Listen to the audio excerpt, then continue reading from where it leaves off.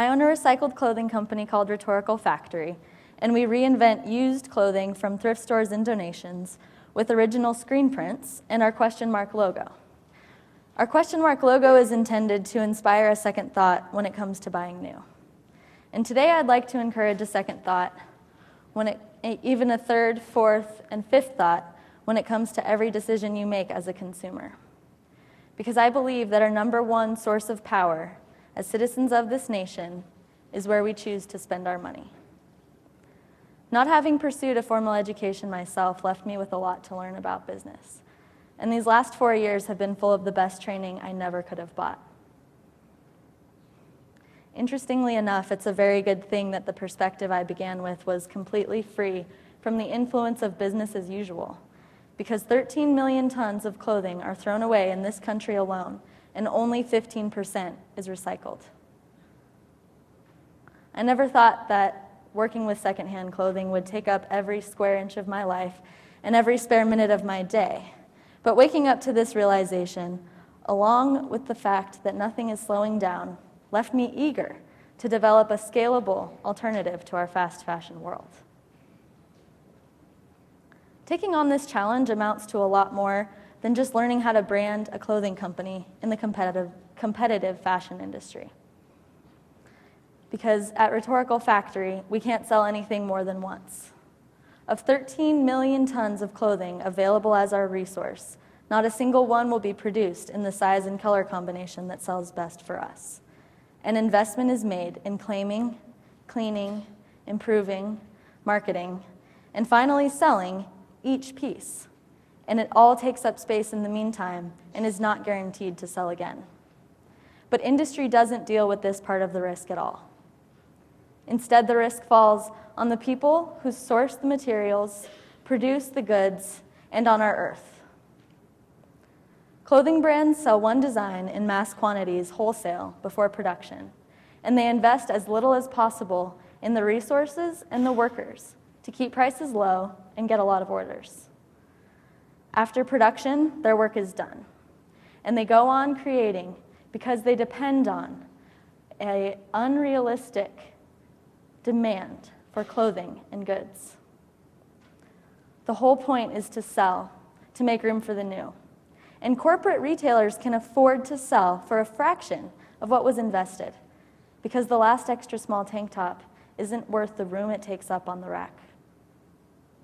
We need alternatives to this destructive cycle, and we need to do something with all these clothes. So I'm motivated every day by the opportunity that business presents to create value. To me, business is what makes America great, and it's what makes America free. Theoretically, anyone who wants to can have an idea and provide their community with a good or service that they need. That doesn't mean that their idea will work or that it will be profitable. It's really challenging to make this stuff work, and it's really challenging to be in business. But in this country, everyone possesses that opportunity. A business is a vessel for ideas. It's an opportunity to solve problems through creativity, invention, and teamwork. Business is our only opportunity at changing this world. And the truth of the matter is that we must vote with our dollar. I was in college for one semester before I moved to Asheville. I took a social problems class and a philosophy class. So you might be able to understand the frame of mind I was in when I arrived. I was very disappointed, and I was questioning everything about what I thought worked and doesn't work in our society. Right away, I met a group of anarchists. They really opened my mind, but I was never convinced that their theories would work in practice. Partly because I've always had creative business ideas since a very young age, as long as I can remember, along with lofty goals for changing the world. So when I tell you that I believe in business, I believe in the power of business as a model for implementing solutions to the problems we face in our society. In fact, I would say that we're all in business. As individuals or in families, we develop our skills and sell them in order to survive. Similarly, I would say that our nation is a business, taking in and spending money to provide the foundation we live in and the market that we depend on. So why hasn't our surplus in clothing led to a decline in production? Because some businesses are treated differently. Some do not operate in an even playing field, and they don't risk failure. Our most powerful corporations control consumer demand through the media, and when that doesn't work, they depend on government assistance. Our economy needs to shift to a solution-based model, but the industries of the past century are involved in production, not creating solutions. Our leaders in government have a personal interest in keeping these corporations in operation because they benefit financially through businesses of their own, corporate ties, personal investments, and direct payments from lobbyists. Not allowing business to fail is a dangerous waste of resources, but we don't see the effects in the US because we're so focused on consuming.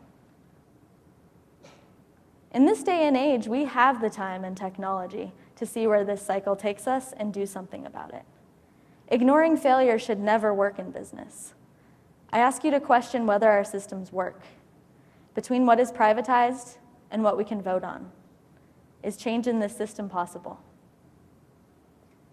Upcycling, which is adding value to an abandoned resource, is a natural response to the industry's failure to take responsibility for the waste it creates.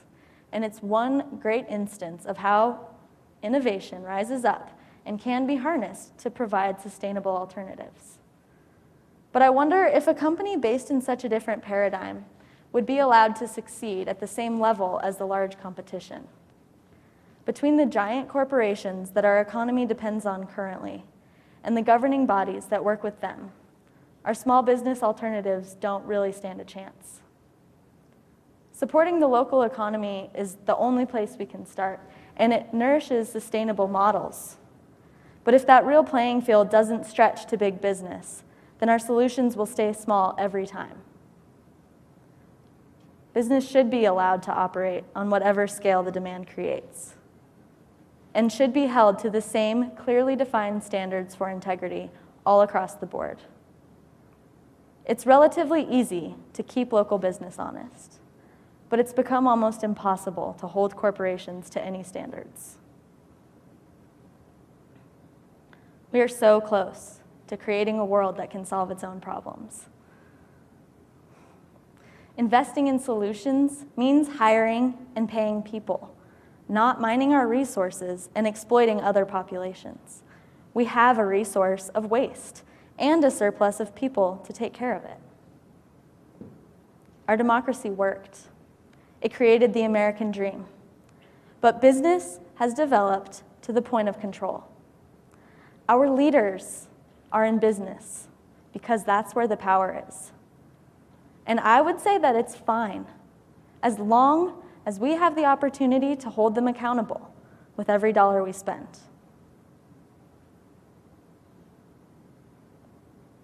Our governing system deserves our full attention, and we're divided. Our democracy is stagnant because it doesn't get enough of our attention, and we're continuing to produce waste, also because we aren't paying attention. I believe we have a choice to make. In order to stay in business, as a country and eventually a global community, we need to know when to hold them and know when to fold them. Taking full responsibility for ourselves and our system means allowing business to be our government, actively demanding integrity, working towards sustainable solutions, admitting failure, and striving every day. Thank you.